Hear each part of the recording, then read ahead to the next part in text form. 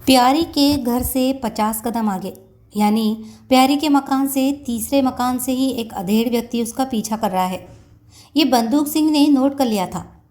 तब जबकि वह बस स्टैंड जाने के लिए साइकिल रिक्शे में बैठ गया, वह व्यक्ति लगभग दौड़ता हुआ उसके निकट आया। भाई जी, कहिए, कहाँ जा रहे हो? Bus stand. मुझे भी वही जाना है। अगर ऐतराज़ न हो तो मैं भी तुम्हारे साथ बैठ जाऊँ? आइए, बैठ जाइए। मैली सी वेशभूषा, जैसे आंखों में कुछ बीमारी हो, वह बार बार धोती के छोर से आंखें पोंछ रहा था। बस स्टैंड पर दोनों उतर गए। भाई, मैंने झूठ बोला था, क्षमा चाहता हूँ। मुझे बस स्टैंड वगैरह कहीं नहीं जाना था। मुझे तुमसे कुछ बातें करनी है। कीजिए। वहाँ वो बेंच खाली है, चलकर वहाँ बैठे। आइए। बेंच पर वो बंदूक सिंह से लगभग सट कर बैठ गया। कहाँ के रहने वाले हो भाई? जी, मैं राजस्थान का रहने वाला हूँ। वैसे दिल्ली में नौकरी करता हूँ। इतनी दूर? जी हाँ, नौकरी के काम से आजकल विक्रमपुरी आया हुआ हूँ। समझा। परिवार में सभी होंगे? जी हाँ, पत्नी, बच्चे। अभी विवाह नहीं किया है। हे मेरे ईश्वर! उस व्यक्ति ने अपनी धोती के छोर से आंखें पोंछी। बुरा मत मानना, बता सकते हो कि उससे मुलाकात कब से है? किससे? क्या आप स्वर्णलता के बारे में पूछ रहे हैं? स्वर्णलता? होगी स्वर्णलता। मैं तो उसे, भाई बुरा मानो तो कह देना, मैं तो उसे चुड़ैल कहता हूँ। मैं क्यों बुरा मानूंगा? आपके पड़ोस में रहती है, निश्चय ही आप अधिक जानते होगे। अधिक जानता हूँ, इसीलिए तो तुम्हें चेतावनी देना अपना कर्तव्य समझा। चेतावनी? उस चुड़ैल से दोस्ती है? दोस्ती? जी नहीं, कल परिचय हुआ, बस परिचय ही है। मेरी सलाह मानोगे? जी। उससे बचकर रह सकोगे? वो साक्षात चुड़ैल है। बेचारे परिवार वाले खोज कर थक जाएंगे और तुम दुनिया जहान से उठ जाओगे। विश्वास नहीं होता ना मेरी बात पर? अजीब बात कह रहे हैं आप। कई महीने बीत गए, लगातार रो रहा हूँ। क्यों? सुनोगे मेरी बात? आपकी बात ही तो सुन रहा हूँ। मेरे 2 बेटे थे। जी? बड़ा था सोहन। सोहन ने ही दुकान संभाल रखी थी। मेरी मोटर पार्ट्स की दुकान थी, जो अब ठप पड़ी है। क्यों? सोहन को चुड़ैल खा गई। चौंका बंदूक सिंह। मैं समझा नहीं। सोहन अब इस दुनिया में नहीं है। यानी? यानी क्या हुआ था? कुछ भी नहीं हुआ था और लाश भी नहीं मिली। उसे चुड़ैल खा गई। बंदूक सिंह आश्चर्य से उस अधेड़ व्यक्ति को देख रहा था। समझ गए? कुछ समझाए तो समझू। शुरू से बताता हूँ। बताइए। मेरा सोहन 22 वर्ष का था, सगाई हो चुकी थी और सर्दियों में विवाह होने वाला था। होती है ना कुछ नौजवान की सनक। उसने मोहल्ला कमेटी बना रखी थी। जी, मोहल्ला कमेटी का सेक्रेटरी था ना, सो उसने चुड़ैल के बारे में पुलिस को दरख्वास्त दी कि दाई और नर्स का बोर्ड लगाकर वो वेश्यावृत्ति करती है। ओह, दरख्वास्त दे दी गई। 2 बार पुलिस ने चुड़ैल के मकान पर रात में छापा मारा, परंतु वो होशियार थी। माँ बेटी के अतिरिक्त कोई ने मिला नहीं। फिर एक दिन वो चुड़ैल मेरे सामने पड़ गई। बोली, चाचा, तुम्हारा बेटा खूब करिश्मे दिखा रहा है, समझा लो उसे, वरना जिंदगी भर रोना पड़ेगा। ऐसा उसने कहा? हाँ। आपने इस बात की पुलिस रिपोर्ट की? चूक गया भाई। मैंने सोहन से कहा, वह हंसकर बात टाल गया। यूँ बाद में पुलिस ने भी कहा कि मुझे इस धमकी की समय पर सूचना देनी चाहिए थी। उस धमकी के बाद क्या हुआ? मेरी किस्मत फूट गई। एक रात सोहन दुकान बंद करके कहीं गया था, बस फिर नहीं लौटा। वो उसे खा गई भाई। आपने पुलिस रिपोर्ट कराई? हाँ। पुलिस ने कोई कार्रवाई नहीं की? भाग दौड़ तो पुलिस ने ज़रूर की। 2 बार चुड़ैल के मकान की तलाशी भी ली, परंतु मेरा बेटा तो सदा के लिए मुझसे बिछुड़ गया और पुलिस यही कहकर मौन हो गई कि चुड़ैल के खिलाफ कोई प्रमाण नहीं मिलता। आपने कोई और कार्रवाई नहीं की? क्या कार्रवाई करता? किस्मत में रोना बाकी रह गया है, बस रो रहा हूँ। दुकान ठप हो गई, दूसरा लड़का अभी छोटा है। आप मेरे साथ विक्रमपुरी चल सकेंगे? वहाँ जाकर क्या होगा? पुलिस के बड़े अफसर है वहाँ, मुख्यमंत्री वहाँ है। नौजवान हो ना, सोहन की तरह ही तुम में भी जोश है। पुलिस के बड़े अफसर और मुख्यमंत्री क्या मुर्दे को जिंदा कर सकते हैं? मैं तो भाई ये कह रहा हूँ कि घर परिवार है, नौजवान हो, उस चुड़ैल के जाल में मत फंसो। धन्यवाद, आपने चेतावनी दे दी, बहुत बहुत धन्यवाद। विक्रमपुरी नहीं जाना चाहते मत जाइए। अपने घर का पता दे सकेंगे? मोहल्ला वही है, उसका मकान नंबर 104 है, मेरा मकान नंबर 106 है। आपका शुभ नाम? शंभू सिंह। अगर मैं आपके घर आऊँ तो बैठने देंगे? किस लिए? मैं सोचता हूँ हाथ पर हाथ रखकर बैठना ठीक नहीं होगा। आपकी बात माने लेता हूँ, आपके पुत्र इस संसार में नहीं है, परंतु ऐसी खतरनाक स्त्री का भी तो कुछ इलाज होना चाहिए। ऐसा मुमकिन है? शायद मुमकिन हो सके। तुम्हारे लिए मेरा दरवाज़ा हमेशा खुला रहेगा। धन्यवाद। बंदूक सिंह उठा। मैं जल्दी ही आऊँगा, हो सका तो कल ही आऊँगा। चुपचाप। जी। चुड़ैल को भनक न मिले। आप निश्चिंत रहे। मैं तो निश्चिंत ही हूँ, चिंता है तो तुम्हारे कारण। आप में सचमुच पिता का हृदय है। वह कुछ बोला नहीं, बस डबडबाई आंखों को धोती के छोर से पोंछ लिया। विक्रमपुरी जाने वाली बस तैयार थी। बंदूक सिंह ने टिकट खरीद लिया। अच्छा चाचा जी, मेरा नाम बंदूक सिंह है, याद रखिएगा। शायद कल आऊँगा। भाई।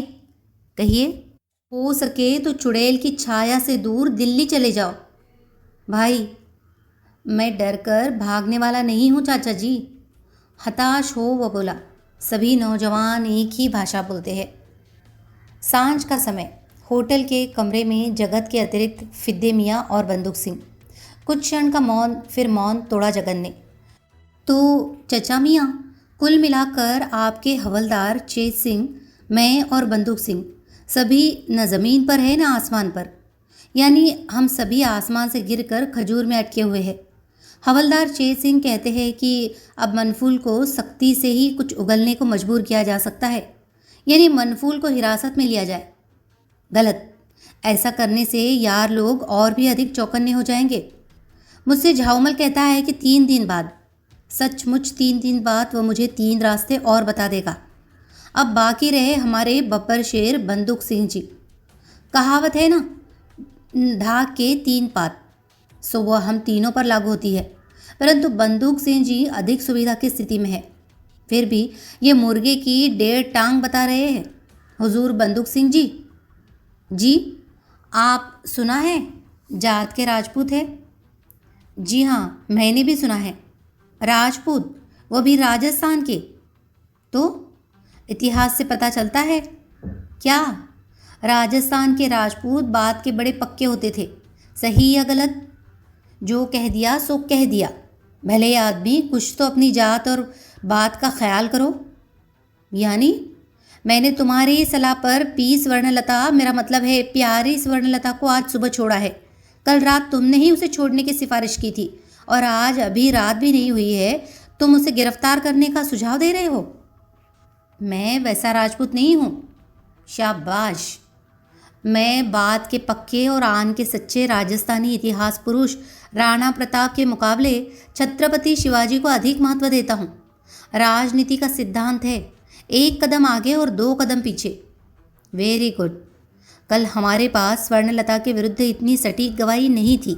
आज सिर्फ शंभू सिंह की गवाही पर मैं उस चुड़ैल को कम से कम 5 साल की सज़ा दिला सकता हूँ, और वह सज़ा सुप्रीम कोर्ट तक बहाल रहेगी। चचा मियाँ। जी। आपकी खामोशी तो जान ले लेती है, कुछ कहिए ना। बंदूक बहादुर ठीक कहते हैं। चचा मियाँ। जी। हमारे दादा साहब और दादी साहिबा मौजूद है ना? जी नहीं, चची साहिबा तो है ही। देख ही चुके हो, 1 नहीं 2 है। खुदा उन दोनों को सलामत रखे। बद्दुआ मत दीजिए। यानी खोपड़ी घिस चुकी है जनाब। अगर अब भी दोनों बीवी खोपड़ी पर तबला बजाती रही तो खोपड़ी तड़क जाएगी। जगन मुस्कुराया। जो मुकद्दर में होगा वो तो होगा ही। मैं सिर्फ इतना कहना चाहता हूँ कि कभी आप भी जवान थे, अगर आप ये बात नहीं मानेंगे तो बड़ी चच्ची से शहादत भी दिलवा सकता हूँ। हर बूढ़ा कभी जवान था। शुक्रिया। अब जरा ये और फरमा दीजिए कि जब आप जवान थे तब भी क्या आप इन बंदूक बहादुर की बात का समर्थन करते? आप क्या समझते हैं कि हसीन औरत अगर अपराधी होती तो मैं उसे बख्श देता? चचा मियाँ, आप भी अपने बंदूक बहादुर की तरह असली बात नहीं समझ रहे हैं। एक पेड़ पर 10 चिड़िया बैठी थी। शिकारी ने बंदूक दागी। कितनी चिड़िया बाकी रही? एक भी नहीं, इसलिए कि मरने वाली चिड़िया नीचे गिर पड़ी और बाकी चिड़िया धमाका सुनकर उड़ गई। हमारी चिड़िया है बाबू सिंह का सुराग। डाल पर और जितनी चिड़िया बैठी है उनसे सिर्फ मामले की तह तक पहुंचने का नाता है।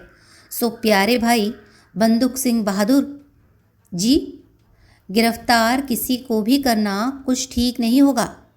फिलहाल न मनफूल को गिरफ्तार किया जा सकता है, न झाऊमल को और न पी स्वर्णलता को। जैसी आपकी इच्छा।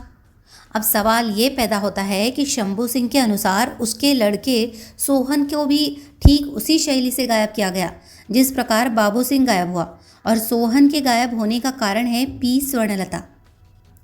मुझे जो सूचना मिली मैंने आपको दे दी। आप गिरफ्तार नहीं करना चाहते मत कीजिए।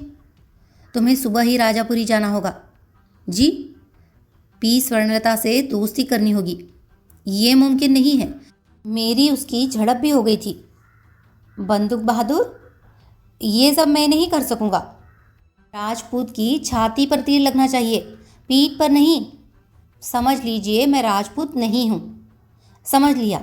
राजपूत होना जरूरी भी नहीं है। हीर रांझा, लैला मजनू, श्री फरहाद और रोमियो जूलियट शायद राजपूत नहीं थे। वह सब मेरे बूते की बात नहीं है। क्यों नहीं है? बस नहीं है। बंदूक सिंह उठ रहा था कि आग्रहपूर्वक फिद्दे मियाँ ने फिर उसे बैठा लिया। बंदूक बहादुर जी, मियाँ साहब ने जो बात कही है वह सोचने से ताल्लुक़ रखती है। तो सोचिए। मैंने तो सोचा है, तभी तो कह रहा हूँ। तरकीब वाकई कारगर है। तब आप ही राजापुरी चले जाइए ना। हम ज़रूर चले जाते, लेकिन अब न चेहरे पर वो नूर है, न आंखों में जवानी का सुरूर है। वो देखते ही हमें चचा मियाँ कहेगी। बंदूक सिंह मुस्कुराया। चचा मियाँ जी, फरमाइए। आप खुफिया पुलिस के जिम्मेदार अफसर हैं। एक बात बताइए कि किसी को धोखा देना, किसी से झूठे वादे करना, किसी को फरेब देना मुनासिब होगा? बेशक। यानी किसी मुजरिम को हवालात में जेल में तकलीफ देने से ये अच्छा है। चचा मियाँ, मान लिया आपकी बात को, बाकायदा आपकी बात को आदाब कर लिया। अब एक बात और बता दीजिए। 10 बातें पूछिए।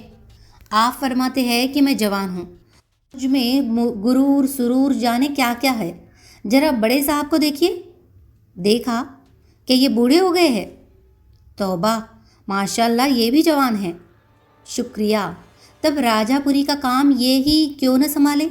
वो जानती है कि ये अफसर है, मैं माथत हूँ। अब साहब, ये तो आपके और इनके बीच फैसले की बात है। शुक्रिया। कुछ क्षण का मौन। जगन बोला। चचा मियाँ जी, कुछ गायें आदत की खराब होती है। दूध ज़रूर देगी, परंतु दूध देने से पहले गोबर कर देगी। जी हाँ। कुछ घोड़े भी खराब आदत के होते हैं। टांगे या इक्के में जुताई से पहले हिनहिनाएंगे और लीद भी करेंगे। लेकिन साहब, आपके बंदूक बहादुर ही राजापुरी जाएंगे। फिद्दी मियाँ मौन रहे।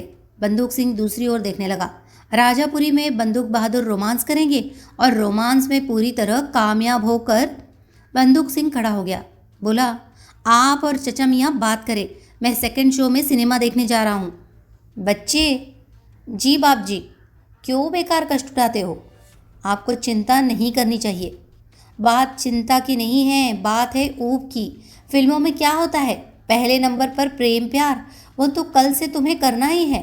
दूसरे नंबर पर मारामारी, वो कल रात तो देखी ही थी। आज की रात बहुत बाकी है, कौन जाने आज भी। बंदूक सिंह उठ चुका था, जाकर पलंग पर लेट गया।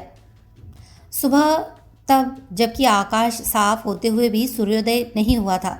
जगन ने बंदूक सिंह को राजापुरी में ठीक छोटा बाजार के नुक्कड़ पर छोड़ा। अत्यंत विनम्रता से उसने पूछा भी, अब मैं जाऊँ बच्चे? जाइए बाप जी, गुड लक। गुड लक तो दूर दूर नहीं है, मेरी हालत बलि के पशु जैसी है। खैर आप जाइए, नमस्ते। बुरी बात है, जिद्दी बच्चों की तरह टी मत करो। कल किसी वक्त आकर बताना कि चुड़ैल से कैसा कुछ चल रहा है। नमस्ते। जगन कार मोड़ चुका था। सड़क लगभग सुनसान थी। कार शीघ्र ही आंखों से ओझल हो गई। बंदूक सिंह को शंभू सिंह को खोजना नहीं पड़ा। वो अपने घर के बाहर खड़ा दातुन कर रहा था। इस समय भी बार बार धोती की छोर से आंखों को पोंछने का क्रम जारी था। नमस्ते। तुम भैया? नमस्ते, आओ। वह बंदूक सिंह को घर के प्रवेश द्वार से बैठक में ले गया। बैठक का बाहर की ओर खुलने वाला दरवाज़ा खोल रहा था कि बंदूक सिंह ने टोका, दरवाज़ा मत खोलिए। वो वापस आकर बंदूक सिंह के निकट बैठ गया। चचा, बोलो। कल मैंने अपना पूरा परिचय नहीं दिया था। ज़रूरी है कि आप मेरा पूरा परिचय जान ले। ये देखिए। बंदूक सिंह ने अपना परिचय पत्र शंभू सिंह की ओर बढ़ा दिया। बार बार आंखों को पोंछने के कारण वह परिचय देर में पढ़ सका। अलबत्ता पढ़ने के बाद चौंका। तुम तो भैया समझ गए ना? सो तो समझ गया। माफ़ करना, कल मैंने तुम्हें गलत समझा था। तुम तो उस चुड़ैल को जहन्नुम भेज सकते हो। देखते चलिए कि क्या होता है। विक्रमपुरी में पहले एक मंत्री थे, जगेश चंद्र।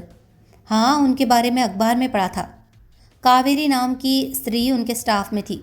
उसने उनके चरित्रहीन होने की तो शिकायत की ही, साथ ही ये भी कहा कि जगेश चंद्र ने उसके पति की हत्या करके उसकी लाश गायब कर दी है। ऐसा ही तो अखबार में पढ़ा था। बाबू सिंह की लाश नहीं मिली और आपके पुत्र।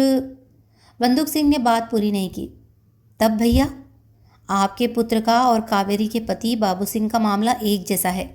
अगर बाबू सिंह के बारे में कुछ पता लगता है तो निश्चय ही आपके पुत्र के बारे में भी पता लगेगा। क्या पता लगेगा भाई?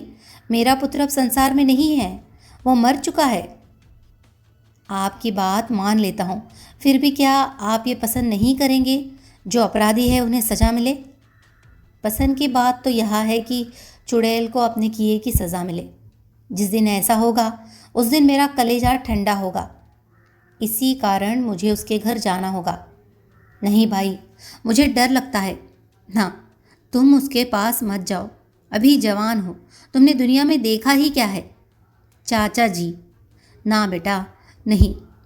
मजबूरी है चाचा जी। जब आदमी सपेरे का पेशा अपनाता है तो उसे विषधर को नचाना ही पड़ता है। मेरे बड़े अफसर का ऐसा हुक्म है। मुझे अपने अफसर के पास ले चलो। कोई लाभ नहीं होगा चाचा जी। अफसर ने जो हुक्म दिया उसे पूरा करना ही होगा।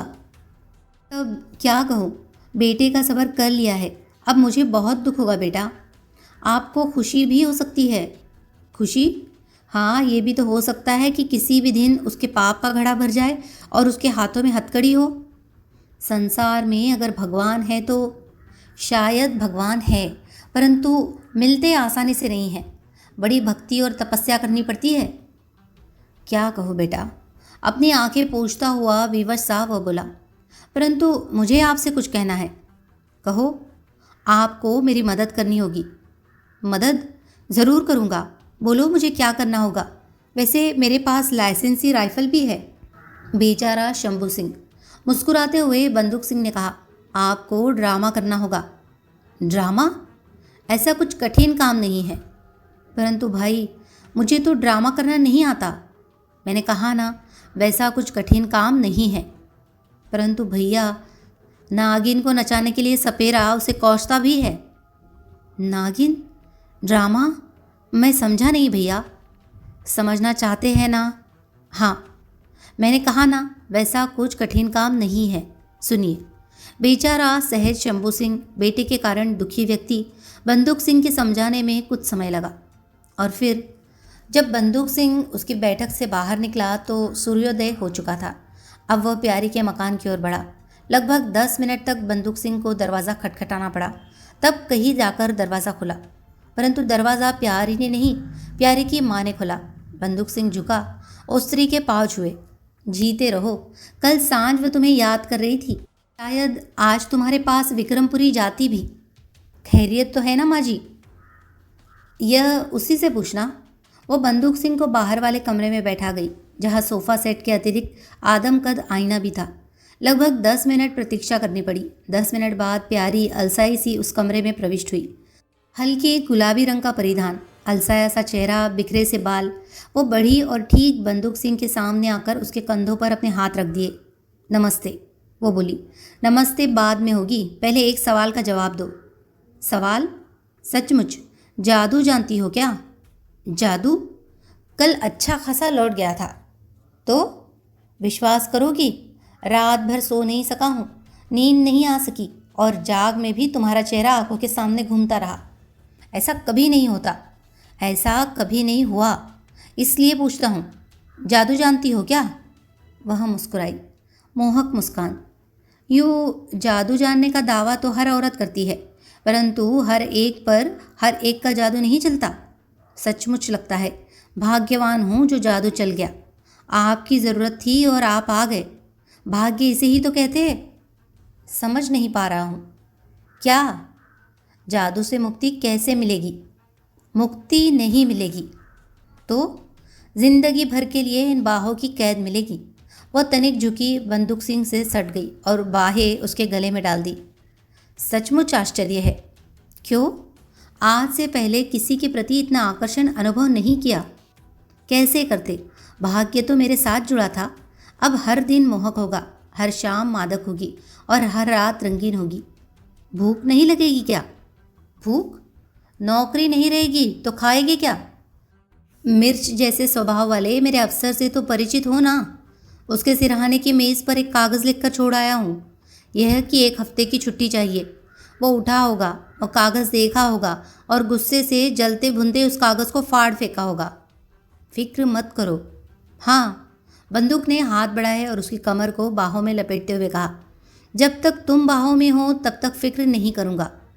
सरकारी नौकरियाँ आसानी से नहीं जाया करती। अब सोच लिया है क्या? नौकरी चली भी जाए तो परवाह नहीं, मेरे साथ राजस्थान चलोगी ना? किस लिए? किस लिए लड़कियाँ अपनी ससुराल जाती है? वहाँ बाजरे और चने की खेती करेंगे और ऊँट पर बैठकर सैर किया करेंगे। मंजूर? जरूर। सहजता से बंदूक सिंह की बाहों से अपने आप को मुक्त करते हुए वो बोली, चाय लेकर माँ आती होगी। वो बंदूक सिंह के ठीक सामने बैठते हुए बोली, रात में एक ऐसी घटना घटी कि आपको बहुत याद किया। घटना? दादा का भेजा हुआ एक आदमी आया था। वो मुझसे 5,000 रुपये मांग रहा था। तुमने दिए तो नहीं? नहीं। वो कहता था चूँकि काम नहीं हुआ इसलिए उसने उन चारों को जो 1,000 रुपये दिए थे वो वापस ले लिए हैं। कहा कि मैं भी 5,000 रुपये वापस करूँ। वह क्या कहता था ये बात छोड़ो, तुमने क्या कहा? मैंने कहा कि मैं गिरफ्तार हुई, मुझ पर मुकदमा कायम हुआ और वो 5,000 रुपये देकर किसी तरह जेल जाने से बच सकी हूँ। बिल्कुल ठीक, परंतु वो एक ही रट लगाए था, काम नहीं हुआ इसलिए रुपए वापस करने होंगे। अंत में कह दिया कि मैंने तुमसे रुपए नहीं लिए हैं। वो धमकी दे गया है कि आज दादा आएगा तो उसकी खूब खातिर करेंगे। वह किसी कारणवश घर नहीं आता तो कहीं बुलाता है। जाओगी? जाओ या न जाओ, अब ये फैसला तुम्हें ही करना होगा। ठीक, भेजोगे? ये पूछने से पहले एक फ़ैसला तुम्हें करना होगा। कैसा फ़ैसला? ये कि दादा से दोस्ती कायम रखना चाहती हो या नहीं। रुपये वापस नहीं करूँगी, पक्का फ़ैसला है ना? दादा पैसा खैरात में नहीं लेता, कहीं उसके काम के लिए देह बेचनी पड़ती है और कहीं जान को जोखिम में डालना पड़ता है। ये सब करने से कोई भी पैसा देगा। डर सिर्फ एक ही बात का लगता है। किस बात का? कि कहीं पुलिस से उसकी खूब पहचान है, किसी भी मामले में फंसा सकता है। ये फिक्र मुझ पर छोड़ दो, तब मैं बेफिक्र हूँ। प्यारी की माँ ट्रे में चाय के प्याले लेकर कमरे में आई। दोनों को प्याले थमा कर वह खुद भी चाय पीने उसी कमरे में बैठ गई। उसी ने मौन तोड़ा। बेटा? जी माँ जी। बड़े अफसर हो ना? आपका बच्चा हूँ माँ जी। मेरा एक काम कर सकोगे? आज्ञा दीजिए माँ जी। प्यारी को समझा सकोगे? मैं कुछ कह नहीं सकती, कुछ कहती भी नहीं, इसलिए कि रोटी ही इसके सहारे चलती है। जवान लड़की है, हर वक्त इसे टोक भी नहीं सकती। ये क्या करती है पूछती भी नहीं। प्यारी को इतना समझा दो कि कुछ भी करे, झगड़ा न करे, ऐसा कुछ न करे कि पुलिस आए। इसीलिए आया हूँ माँ जी। सच? हाँ माँ जी, ये झगड़े फिसाद से दूर रहेगी तो पुलिस इनसे दूर रहेगी, ये समझा कर ही जाऊँगा। ठीक बंदूक सिंह के सामने बैठी प्यारी ने मुस्कुराकर बंदूक सिंह की ओर आँख मारी। एक बात पूछूं बेटा? ज़रूर। इसे सरकारी नौकरी नहीं मिल सकती? क्यों नहीं मिल सकती? परंतु माँ जी, सरकारी नौकरी मिलने पर इन्हें राजापुरी छोड़कर कहीं और भी जाना पड़ सकता है। यही तो मैं चाहती हूँ। हाँ, आपका मकान है और मकान प्यारी ने ही बनवाया है और रहन सहन में, खान पान में भी किसी बात की कमी नहीं। परंतु रुक क्यों गई माँ जी? क्या कहो बेटा, ये इतनी बदनाम हो गई है कि घर से बाहर निकलने में भी शर्म लगती है। कहीं और बसने का इंतज़ाम हो जाए तो। लगता था जैसे प्यारी की सहनशीलता समाप्त हो गई थी। उसने आंखें तरेर कर कहा, माँ जाती हूँ, तेरा गुस्सा भी भयानक है। सचमुच वो उठकर चली गई। प्यारी बोली, आश्चर्य की बात है, माँ किसी के सामने नहीं बोलती और आज ऐसे बोली जैसे आपसे मुझे फांसी ही लगवा देगी। सचमुच ही अगर फांसी लगवा दूँ तो? धत, इठला कर उसने कहा। एक भूल शंभू सिंह ने भी कर दी। जो ड्रामा उसे सिखाया गया था वही उसने किया, परंतु समय से पहले। बंदूक सिंह ने उसे बताया था कि जब वो दोनों उसके घर के सामने से गुजरे परंतु तब लगभग दोपहर के 2:30 बजे थे। बंदूक सिंह उस कमरे में सो रहा था जो वास्तव में प्यारी का शयन कक्ष था। लगभग 1 घंटे से वो गहरी नींद में था। प्यारी ने उसे झंझोड़ कर जगाया। ओह, कैसी कुंभकर्ण नींद सोते हो, उठो ना। क्यों, क्या हुआ? दादा ने बुलाया है। कहाँ? रेलवे लाइन पर। रेल के नीचे कटकर मरना चाहता है। ओह, जागो तो सही। अक्सर वह आउटर सिग्नल के पास लूप लाइन पर बैठा रहता है। वही। बंदूक सिंह उठा, एक गिलास पानी मांगा, पिया, फिर बोला, चलो फैसला ही होगा आज। या तो वह मेरी कब्र खोदेगा या मैं उसकी चिता सजाऊंगा। मेरे साथ चलोगे? कुछ दूर चलूँगा, दूर से ही मुझे दादा को दिखा देना, फिर तुम आगे बढ़ जाना। मैं अपने ढंग से दुबकता छिपता, मेंढक की तरह उछलता और मक्खी की तरह भिनभिनाता हुआ पहुँचूँगा। और तब तब जबकि वह दोनों बाहर निकले, अनायास ही शंभू सिंह अपने दरवाजे से चीखा, चुड़ैल, देखो चुड़ैल, आज एक नौजवान को फिर खाएगी। ए भाग जाओ, दूर दूर, जितनी दूर हो सके चले जाओ, चुड़ैल से बचो। आसपास चलते लोग ठिठक गए। बंदूक सिंह ने भी हतबरब रह जाने का अभिनय किया और क्रोध से प्यारी का चेहरा तमतमा उठा। शंभू सिंह अब दोनों के निकट आ चुका था। वह चिल्ला रहा था, तुमसे, हाँ तुमसे ही कह रहा हूँ नौजवान, ये चुड़ैल है, ये तुम्हें खा जाएगी, ये मेरा बेटा खा गई। हरामजादे बुड्ढे। प्यारी झुकी और पाँव से चप्पल निकालते हुए बोली, आज मैं तुझे ही दिखाऊंगी कि चुड़ैल किसे कहते हैं। रास्ता चलते जो तमाशाई रुक गए थे, औरत के हाथ में चप्पल देखकर पीछे खिसकने लगे। बूढ़ा और भी जोर से चीखने लगा, परंतु बिल्कुल ठीक समय पर बंदूक सिंह ने उसके हाथ से चप्पल छीन ली और उसकी कमर में हाथ डालकर जबरन उसे खींचता हुआ ले गया। आवेश से काँप रही थी वह, उसका चेहरा क्रोध से लाल हो रहा था।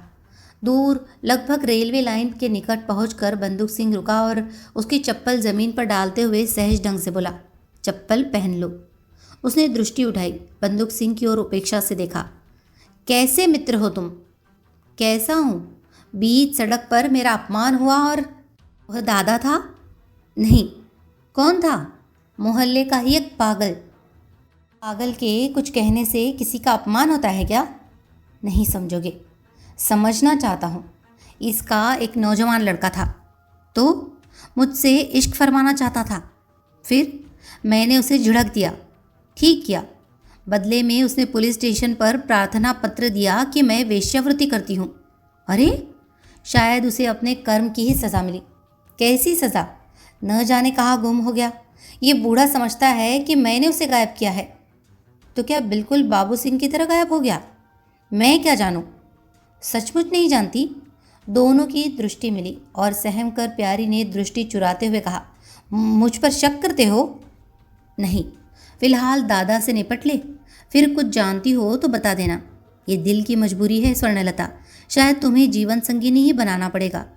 अगर सब कुछ अपने बारे में साफ साफ बता दोगी तो पुरानी बातें धो पोंछ कर साफ कर सकूँगा।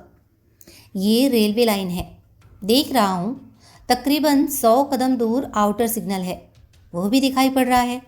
आउटर सिग्नल के पास ही लूप लाइन शुरू होती है। ठीक, मैं जाऊँ?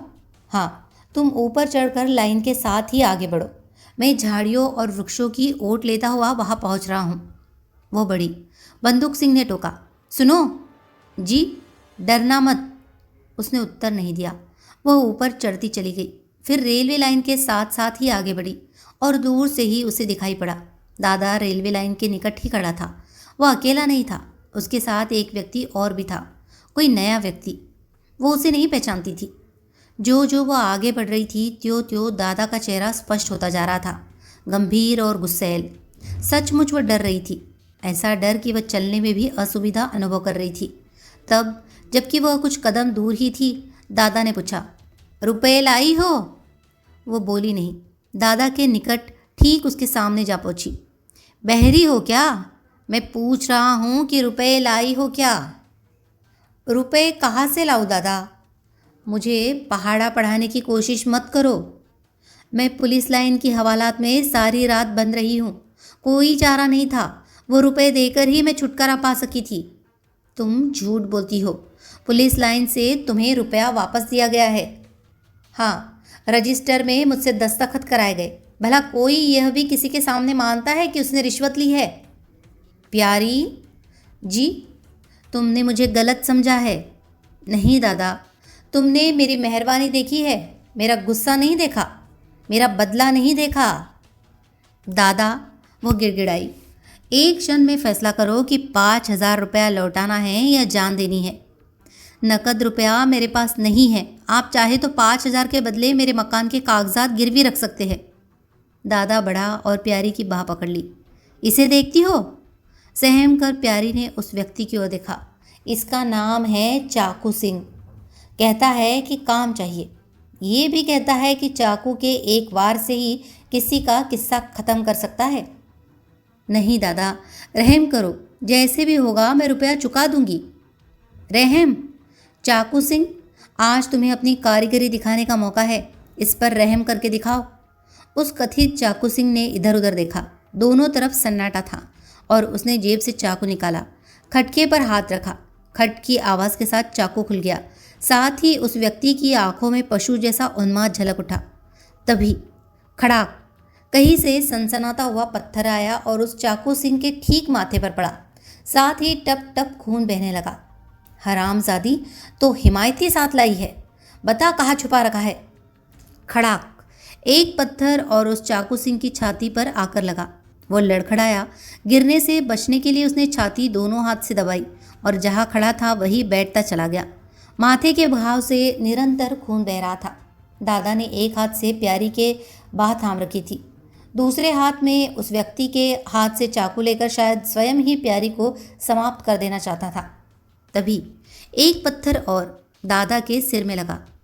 साथ ही हाथ में रिवॉल्वर लिए बंदूक सिंह झाड़ियों की ओट से प्रकट हुआ और सहज स्वर में बोला, नमस्कार दादा, आपसे मिलने की बड़ी लालसा थी।